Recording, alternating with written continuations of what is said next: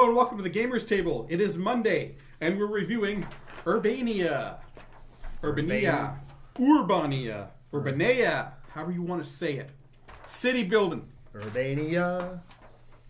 Using only 2 actions per turn, you must draw and develop sets of resource cards. Use these cards to renew and score buildings and or hire and score specialists.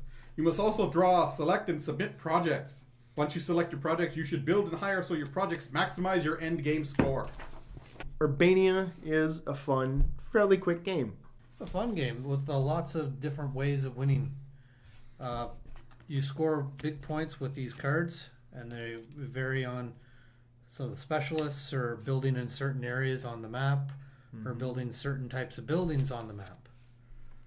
And then there's a whole lot of scoring throughout the game for building the buildings, having specialists in your control. Yeah, and you get 3 victory condition cards basically for yourself. You don't have to get all 3 of them. You can just, or any of them really, but they certainly help. And like Chris said, there's different types, but the longer you wait, it's going to cost you more to put them down. So every 10 points knocks 1 victory point off you. That's the cost of the card. So it's good getting them out early because it's cheaper. Yes. But sometimes you get them out early and then the game doesn't go that way and you realize that victory card is going to be worth like 4 points at the end of the game. That was a mistake. Maybe I should have saved and waited. Yeah, jumping the gun doesn't help either. So we have 7 different types of buildings. 6 colored ones represented by the 6 specialists, and residential areas that aren't represented by a specialist at all only get the points then, not at the end of the game. And you put all of these tiles out randomly onto all the sections of the board. The center section, you'll flip over so the number side is down because that part of the board has already been through the urban renewal, which is what this game's about, making your city look pretty and getting rid of all the slums and scumbags and stuff like that. It'll end when there's only 2 buildings left or less in a section, or when 3 of the specialists cost 5 or more to hire. You collect sets of cards of these that will either have coins or construction helmets on them. The construction helmets are used to build the buildings. The coins are used to buy the specialists. Every time you buy a specialist, they work for you right away, and at the end of your turn, you'll score victory points based on how many of their type of building there is. But they also score multipliers at the end of the game, and you don't have to own it. You just have the card that says Tan Stan multiplied by 5. Whatever he's at, I get it, no matter who owns him. So you want, if that's your end game condition, you want people to buy the specialists back and forth because they only go up in value when somebody purchases them for themselves. So if you buy him and nobody buys him, he's not going to be worth any points for you. The cards seem to be area, build up along that particular line that's on the card, or a quarter of the board, or like half the board, top half, bottom half side, whatever. Then you've got particular buildings or colors of buildings. You get points for however many are built out there. Then you've got multipliers for your specialists. Most of them are single, but there are some double ones in there. They're slightly reduced points, but hey, you're getting points for both of those guys. When you play them, they're going to be face down. The opponents do not know what you have in your hand or face down on the table. So you got to watch, kind of see what people are doing, what colors they're going for, or what strategy they're going for, try and figure it out. Because if you start helping them out and you're not getting done what you need to do, well, you're going to fall behind and you're going to end up helping them win. Sometimes it's hard to avoid, though, because you might have overlapping, scoring cards.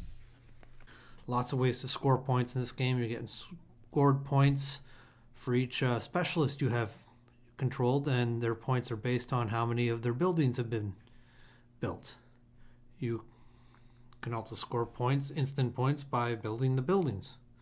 They'll have a cost in your helmets and how much victory points. And some cards will actually also have an icon of a card where you could pick whichever card you want. Definitely, I find that you want to maximize the use of your cards. So, okay, I want to use the money, so use the helmets on the card to do residential area. Get some easy, quick points, and there you go. Now you got your money on the table. And the nice thing about these cards is a lot of them have... Just don't pick a freaking green one. A lot of them have helmets and money on it. Now, if you decide to spend the money out of your hand, the card is gone. But if you use the helmets to build a building, that card goes down in front of you, and you keep that money until you're going to spend it. Mm-hmm. So you want to do that as often as possible to maximize your cards, to make sure not only am I getting the helmet out of it, I'm getting the money out of it too. I'm not throwing away any cards. Because the game is so short, you can't be throwing resources away. Well, I mean, you find you might not want to do that. It really depends on your scorecards in this game. If you're going for an area to be built up, you want to build up as much buildings in that area as possible. Preferably you want to do residential because you don't want to help out anybody else by either making their specialist worth more points every turn or building buildings that they need to be built. It's a very fast moving game. You got 2 actions, so you're either drawing 2 or 4 cards or building and hiring or hiring specialists. Putting a scorecard down. It's a really nice mix of fast game and a lot of different options. I mean, obviously, the only thing that's going to win you the game is a lot of victory points. But there's a lot of different ways to get them. And it's not pushing a bunch of cubes around on a board and imagining what they might be. We've got all the different tiles. They're all different shape. They're all different colors. And they have their victory points on them and the conditions in which you can buy those tiles. And by buying them, you just flip them over to the completed size. So any tile is only purchasable once. And when that ends, your cards here, worthless. Mm-hmm. These cards are what's going to score you at the end. So you want to hope you have ones that are good. And now for the gaming news. From out of the purple void it comes, tentacles searching. Weird Worlds for Windows returns with an update and a new low price.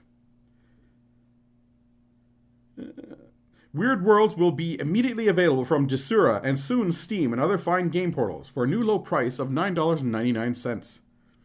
Weird Worlds Return to Infinite Space is a hybrid roguelike game of space exploration, adventure, and starship combat set within a peculiar world of the Milky Way galaxy known as the Purple Void.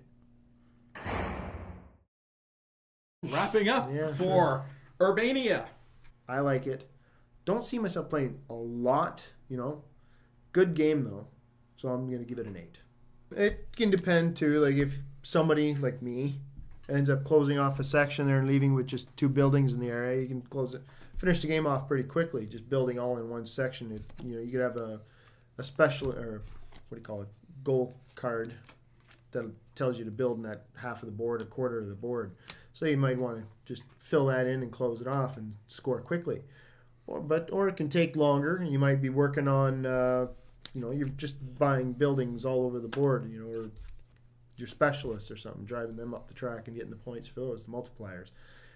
It can vary a little bit, but generally it is a fairly quick game. It's pretty well put together. It's actually very fun. We've played this a number of times recently, and we enjoy it. I give Urbania an 8. The theme is urban planning, urban renewal, basically cleaning up all the scrungy-looking buildings into nice, new, shiny type of buildings.